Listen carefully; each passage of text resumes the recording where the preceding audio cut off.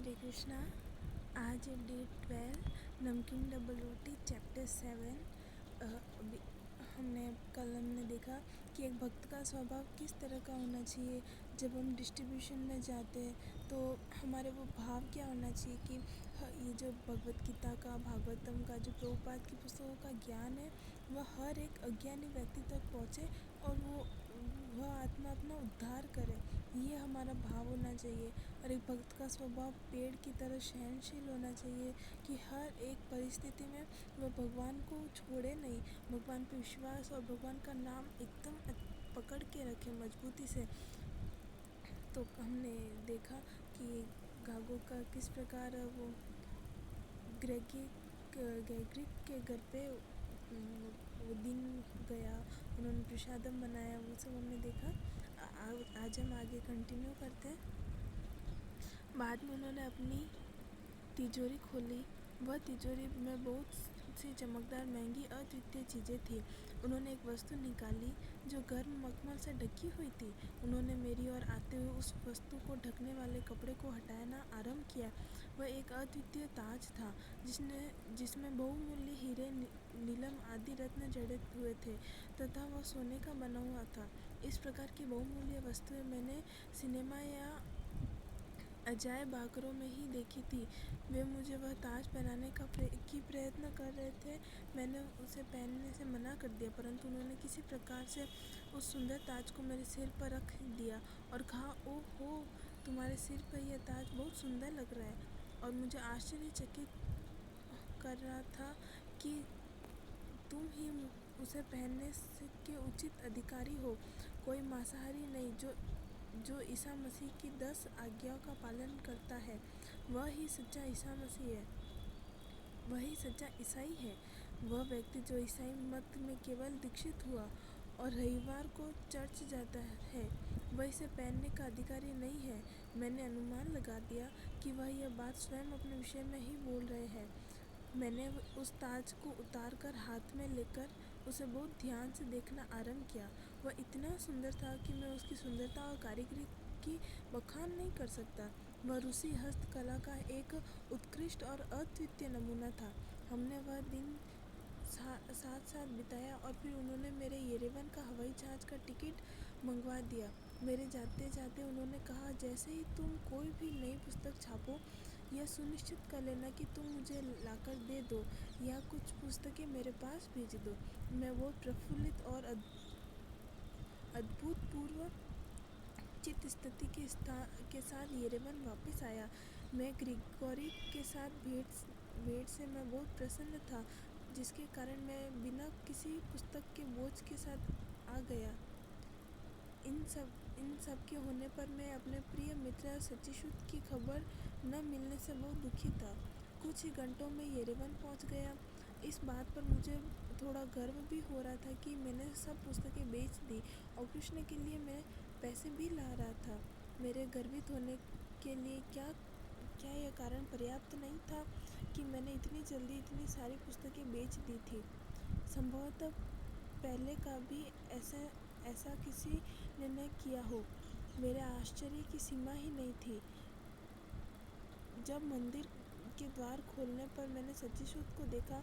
उस घड़ी एक दूसरे को देखकर हमारे दोनों के विस्मय की सीमा ही नहीं रही।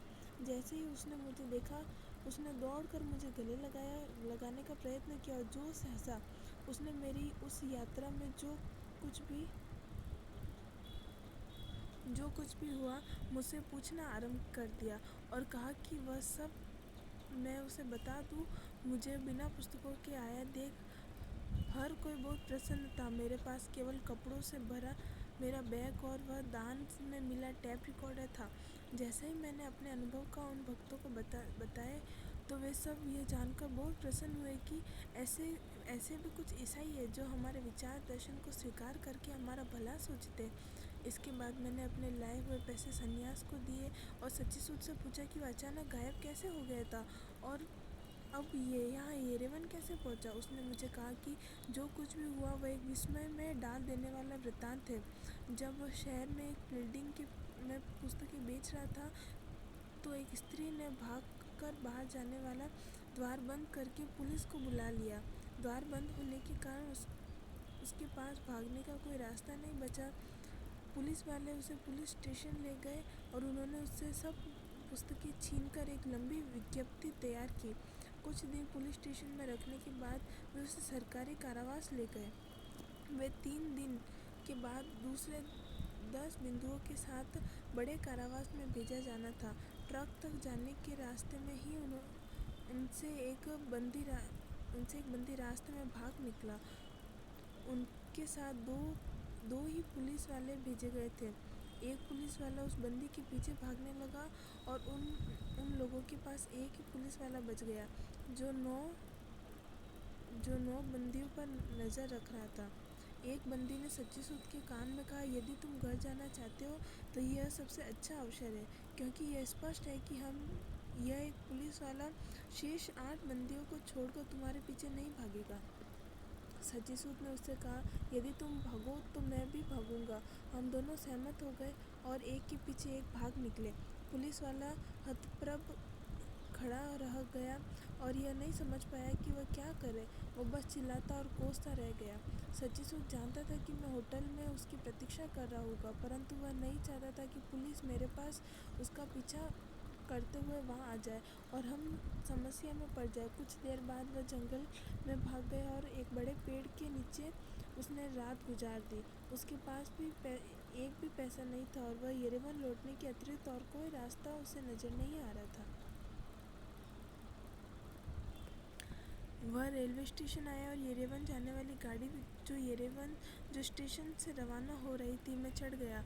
वह डिब्बे के गलियारे में खड़ा ही रहा। कुछ देर में एक कंडक्टर उसके पास आया और टिकट मांगने लगा। वह कंडक्टर आर्मेनिया का था, इसलिए मुझसे बातचीत करना उसके लिए आसान था। सच्चीसूत ने उसे कहा कि उसका बैग चोरी हो गया था और उसके पास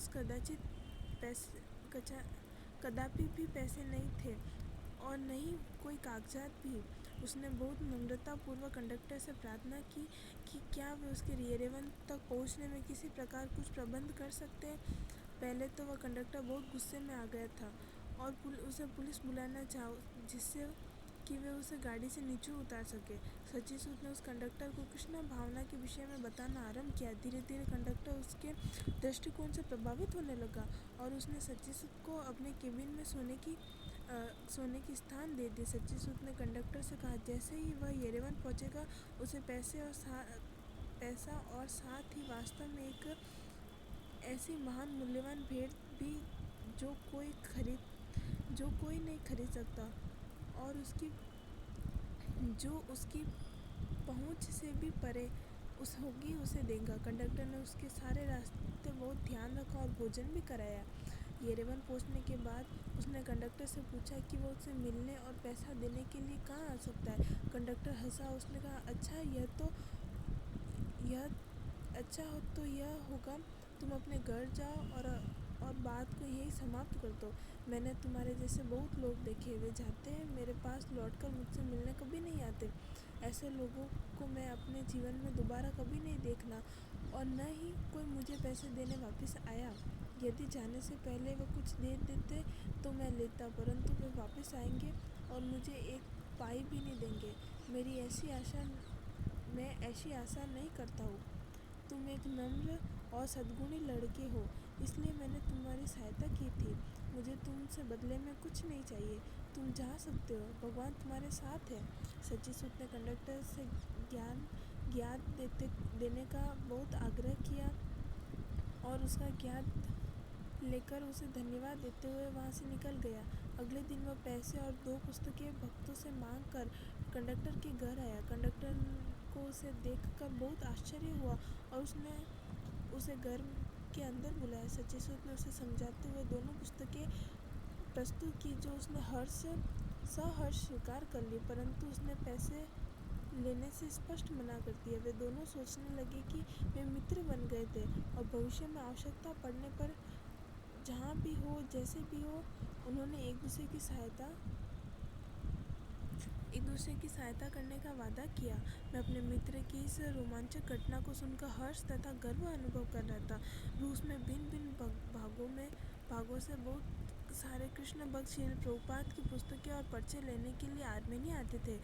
हम भी उन ऐश्वर्यवान, पवित्र और प्रतिभाशाली भक्त आत्माओं के दर्शन और उनके साथ थोड़ा समय बिताने को भले ही वह एक दिन ही हो उत्सुक रहते थे और उनका स्वागत करते थे।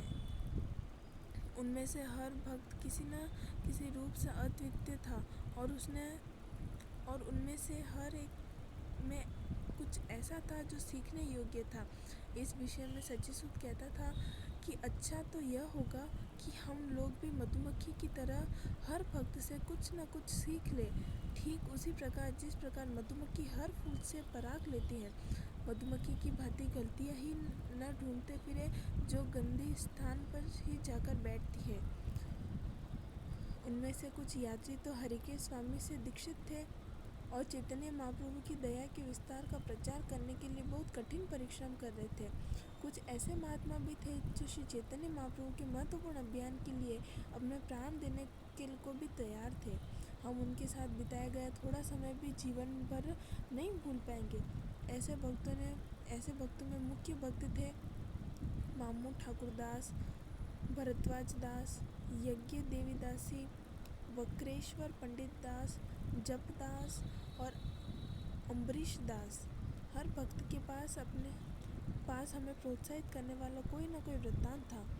वे कहा करते थे कि आर्मेनिया भक्तों की श्रील प्रभुपाद की पुस्तकें बांटने के क्षेत्र में की गई सेवा बहुत महान और अतुल्य थी।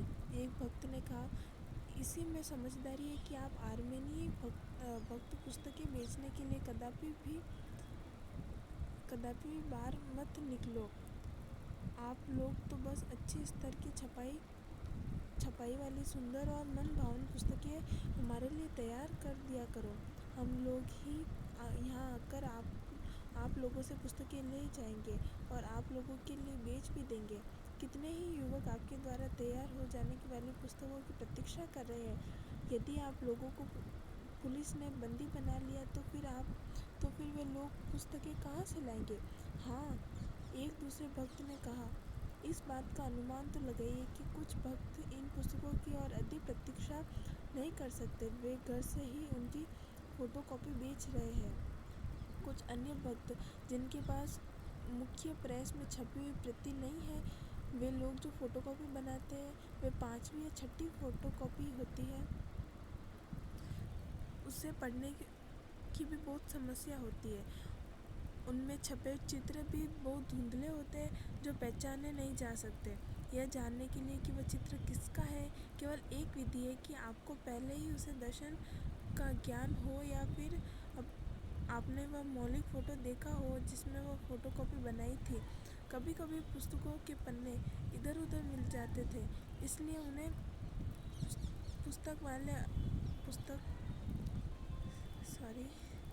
इधर उधर मिल जाते थे, इसलिए इन्हें पढ़ने वाले अगला पन्ना भी ढूंढ नहीं सकते थे। इतना होने पर भी लोग भक्तों से पुस्तकें खरीदते थे क्योंकि वे लोग इन पुस्तकों के लिए तरसते रहते थे। हमारे जीवन में एक बहुत दुखदायी बात आ गई। हमें यह ज्ञात लगा कि मिखाइल गोर्बाचेव ने, जो कंप्यूटरी पार्टी में जनरल सेक्रेटरी थे, ये प्रस्ताव दिया कि हरे कृष्णा अभियान में कार्यरत सब सदस्यों को बिना किसी कारण के ही एकदम बंदी बना लिया जाना चाहिए। वास्तव में यह एक अच्छी खबर नहीं थी, किंतु फिर भी समस्या से ही किसी भक्त ने अपने जीवन में कोई परिवर्तन नहीं किया था। हम तो इसके लिए पहले ही तैयार थे कि हम किसी भी समय बन लिए जा सकते हैं, इसलिए इससे हमें कोई भी अंतर नहीं पड़ा। हमने इस डर से साथ ही जीना सीखना आरंभ कर दिया क्योंकि हम इनके लिए कुछ भी नहीं कर सकते थे। यदि हम हरे कृष्णा अभियान के प्रति अपना समर्पण चालू रखते तो कभी भी प्रताड़ित किए जा सकते थे और बंदी बना लिए जा सकते थे। इन सब मुश्किलों के होने पर हम अपने सेवा कार्यों को अच्छा और प्रभावी बनाने के लिए अलग अलग तरीके निकाल लेते थे। हर दिन कोई न कोई भक्त श्री कृष्ण और प्रभुपाद को जो अच्छा लगे ऐसा ऐसा कोई नया विचार लेकर आता था। श्यामकुंड दास ने अपने घर पर ही श्रीमद् भगवत गीता के कुछ नए मुख्य प्रश्न बनाना आरंभ कर दिया और हमें उन्हें पुस्तकों का रूप देने के लिए भी कहा। इसमें से कुछ मुख्य प्रश्न तो इतने सुंदर थे कि हम उन्हें बेचना ही नहीं चाहते थे और अपने लिए ही रखना चाहते थे। सच्चिसूत ने पुस्तकों को मुख्य प्रश्न तैयार करने के लिए ग्रंथालयों में जाना आरंभ कर दिया। उदाहरण के लिए जब उसे कार्ल मार्क्स, गोर्की और लेनिन की गीता के आकार की कोई पुस्तक मिलती तो वह अंदर के पन्ने फाड़कर फेंक देता था और फिर उस पुस्तक के पृष्ठ पर मुख्य पृष्ठ पर और जिल्द के अंदर गीता चिपका देता था और इस प्रकार गीता की पुस्तक तैयार हो जाती। जल्द ही उसने येरेवन के सब ग्रंथालयों में गीता के आकार की सभी पुस्तकें निकाल ली थी।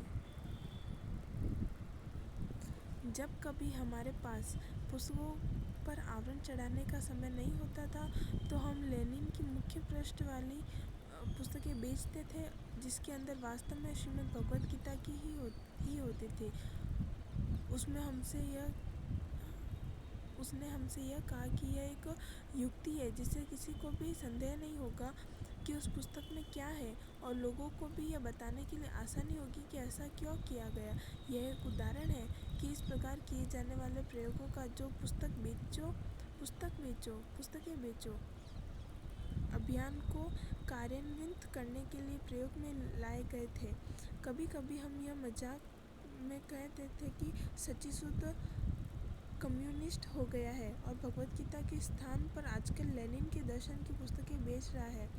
एक बार मैंने उराल जाकर पुस्तक बेचने का निर्णय किया। उस पुस्तक के विषय में मुझे पूरी जानकारी थी क्योंकि रूसी सेना में मेरे 2 वर्ष के कार्यकाल के दौरान मैं वहाँ गया था। सेना में सेवा की कला अवधि में मैंने जहाँ निवास किया था उस स्थान का नाम था सर्वेतलोव्स्क था, जो एक एकातेरिनबर्ग के नाम से भी जाना जाता था।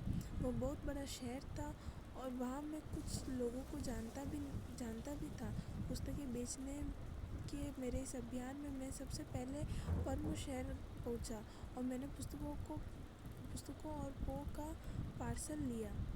मैंने थोड़े समय में ही बिना किसी समस्या की वे सारी पुस्तकें बेच दी। मेरा अगला लक्ष्य विन्सक था जहाँ मेरी पुस्तकों का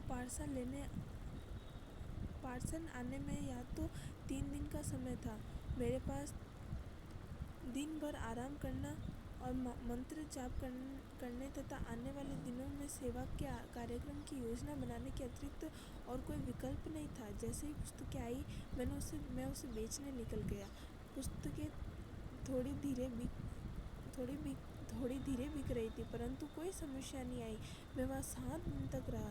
मेरे पास कुछ ही पुस्तकें बची थी, परंतु एकातेरिनबर्ग जाने तक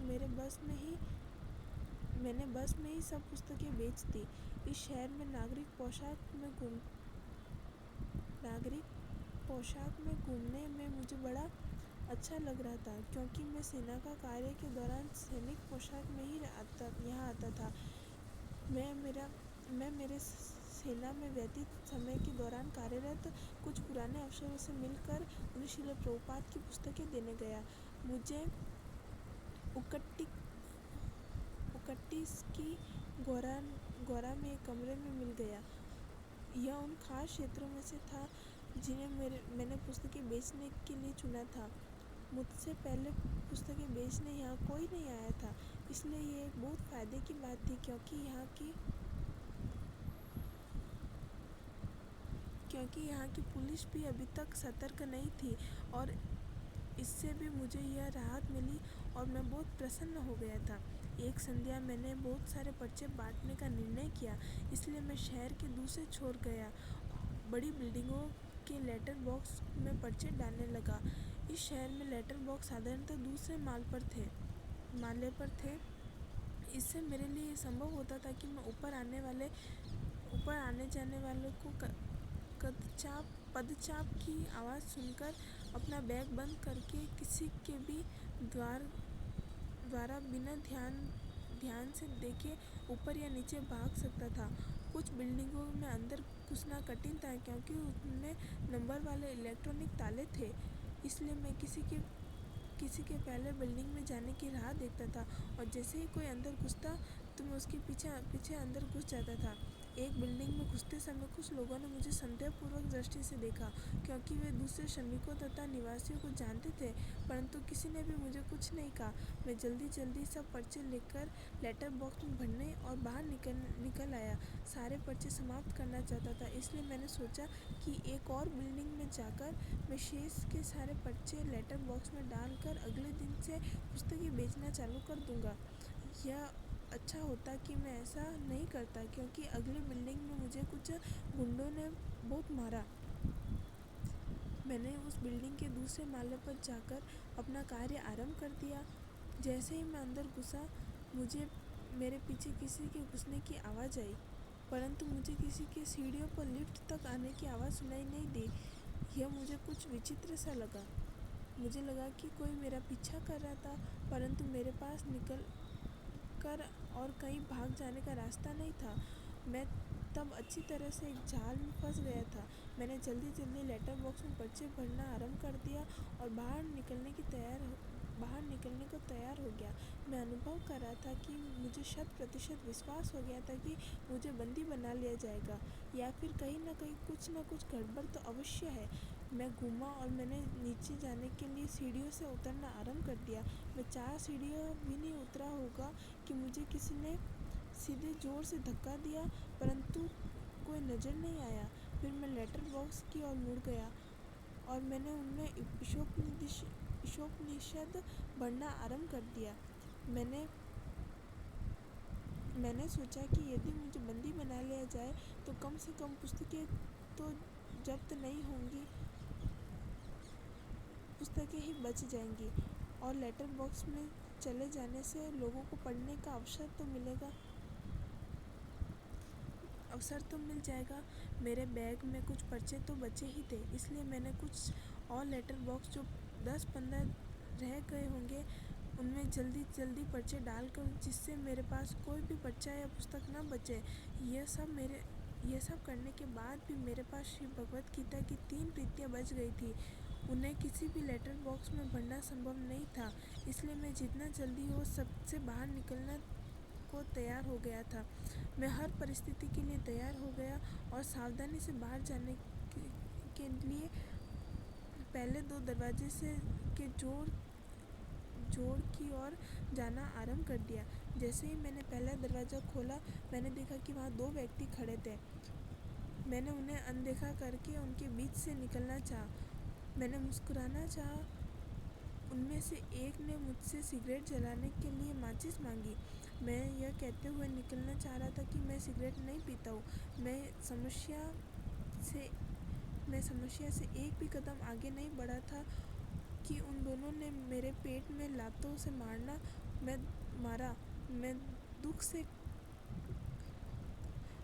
से कहता हुआ फर्श पर गिर गया। उन्होंने मेरे शरीर पर हर स्थान पर लातों से मारना आरंभ कर दिया। मैं 2 मिनट में ही बेहोश हो गया। कदाचित उन्होंने समझा कि मैं मर गया था, इसलिए मुझे छोड़कर वे वहाँ बिल्डिंग से बाहर चले गए। मैंने अपना बैग पूरे जोर से पकड़े हुए रखा जिससे वे लोग उसे छीन नहीं सके, पर उन्होंने उस बैग से कोई अर्थ नहीं था। मुझे ज्ञात नहीं कि मैं कितनी देर बेहोश रहा, परंतु जैसे ही मुझे थोड़ा सा होश आया, मैंने खड़े होकर अपने कपड़े झाड़े और मुख्य सड़क की ओर जाने लगा जिससे मैं टैक्सी पकड़ सकूं। इसके लिए मुझे एक छोटी सी सुरंग जो एक बिल्डिंग को पार करने के लिए बनाई गई थी से होकर जाना था। वहाँ पूरा अंधेरा था। जैसे ही मैंने सुरंग का आधा रास्ता पार किया तो मैंने देखा कि वे लोग वहाँ खड़े थे। उनमें से एक ने रूसी भाषा में कहा, तो तुम अभी तक जीवित हो। उन्होंने मुझे फिर पीटना आरंभ कर दिया।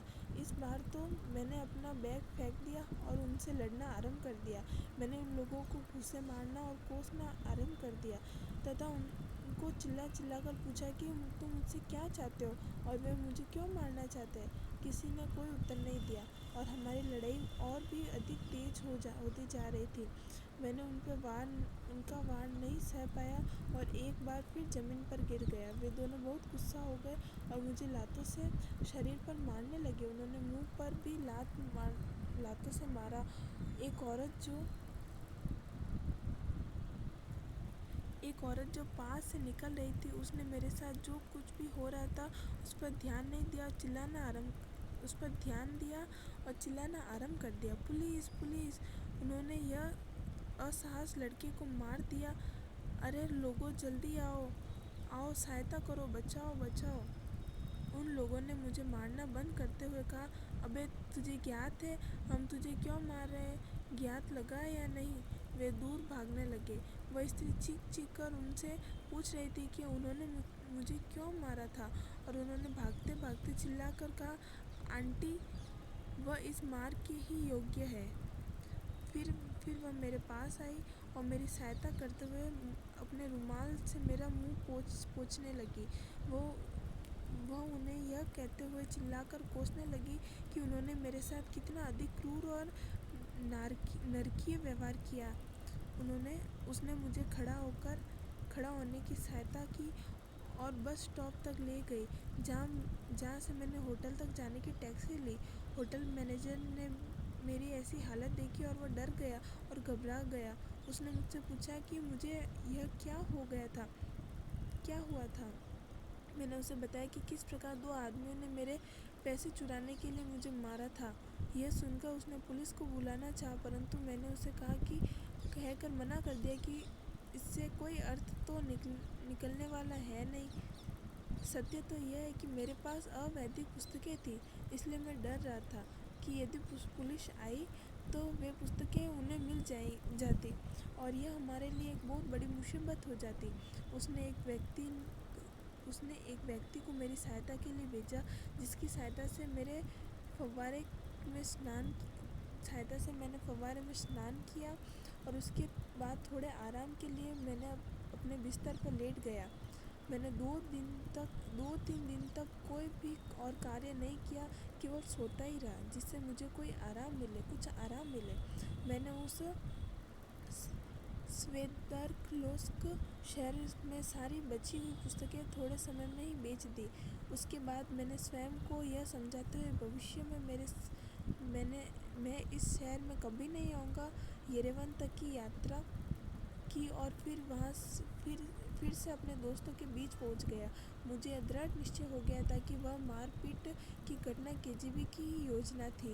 मुझे इस बात से बहुत राहत मिली कि मैं बिना किसी समस्या के सारी पुस्तकें बेचकर बिना बंदी बने वापस लौट आया था।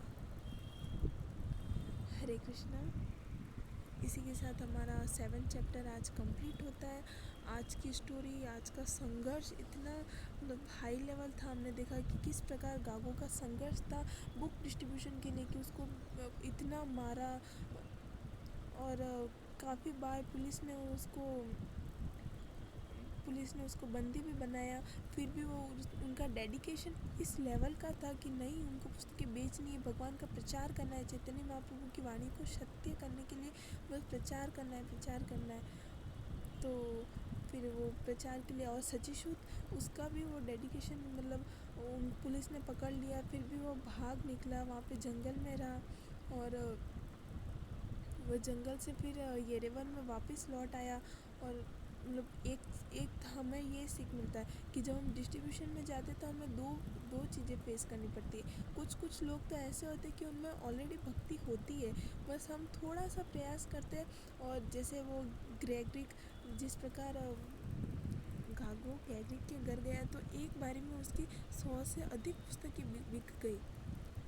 मतलब तो और एक बार वो उस शहर में गया तो फिर उसे इतना मारा, उसे काफ़ी कठिनाई भी हुई बुक डिस्ट्रीब्यूशन में। तो इससे हमें ये पता चलता है कि हम डिस्ट्रीब्यूशन में जाते हैं तो हमें दो तरह के लोग मिलते हैं, लेकिन हर परिस्थिति को हमें कृष्ण को समर्पित करके सब हैंडल करके हमें बस प्रचार के बारे में सोचना चाहिए, प्रचार का कार्य करना चाहिए, डिस्ट्रीब्यूशन करना चाहिए और ज़्यादा से ज़्यादा लोगों को भक्ति के लिए जोड़ना चाहिए। आज के इस चैप्टर में हमने देखा, अब कल हम स्टार्ट करेंगे 8th चैप्टर, प्रचार ही प्रसार है। तब तक के लिए हरे कृष्णा। आई होप आप सबको ये सब समझ में आया होगा। तब तक हम प्रणाम मंत्र बोलते, वांछा कल्पतरुभ्यश्च कृपा सिन्धुभ्येव च पतितानां पावनेभ्यो वैष्णवेभ्यो नमो नमः। अनंत कोटि वैष्णविन की जय। नामाचार्य श्रील हरिदास ठाकुर की जय। जगत गुरु शिला प्रभुपाद की जय। श्री श्री राधा गोविंद की जय। श्री श्री गौर निताई की जय। प्रभुपाद की जय। हरे कृष्णा।